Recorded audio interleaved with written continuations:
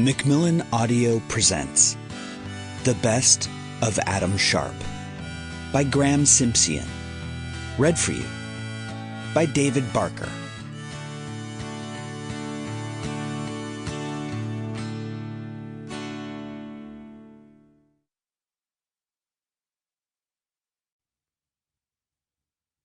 Before the Deluge.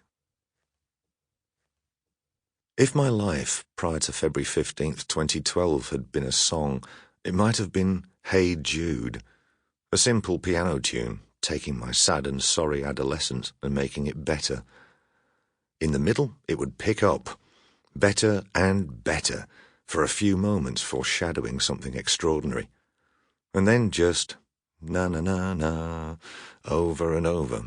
Pleasant enough, but mainly because it evoked what had gone before.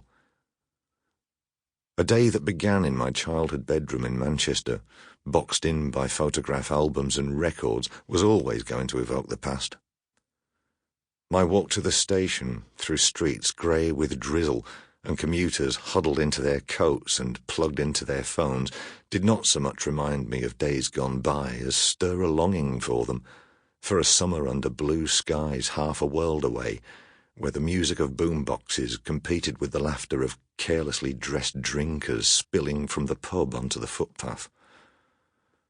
My route took me past the Radisson Hotel, once the Free Trade Hall, and scene of a seminal moment in popular music. 17th of May, 1966. A heckler shouts, "Judas!" to the young Bob Dylan, who's returned after the interval with an electric guitar, and he responds with a blistering rendition of Like a Rolling Stone. My father was there in the audience, eyewitness to music history. And on the station concourse, a teenage girl in a light blue anorak and a beanie like mine was singing Adele's Someone Like You, a song about glory days, regrets, and the passing of time.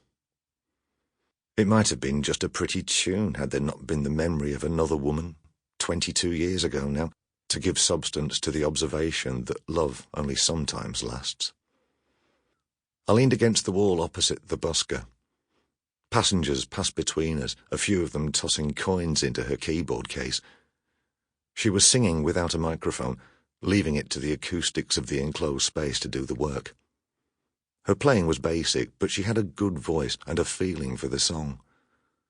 I allowed it to wash over me, letting music and performance take the simple sentiments to a higher plane, indulging for a few minutes in the sweet sadness of nostalgia, so different from the everyday gloom I'd woken to in my mother's house. I tossed in a £2 coin and earned a smile. There was a time when I might have done more. Put a tenner in to get her attention, offered to accompany her so she could stand up to sing, made a little personal history. That time was gone. These days I was taking more from my bank of memories than I was putting in. The day might come when I had nothing but memories, and the choice of whether to indulge my romantic side and wallow in them, or my cynical side and reflect on their reliability.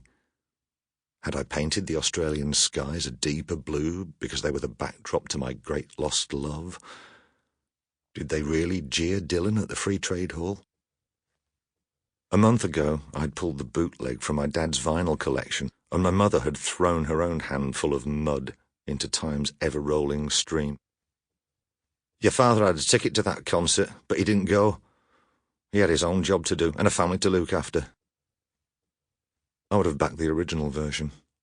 My mother was constantly recasting my wayward dad as a responsible breadwinner and role model, more so lately since I did not have a proper job, which was why I was able to travel halfway across England in the middle of the week to take her to medical appointments.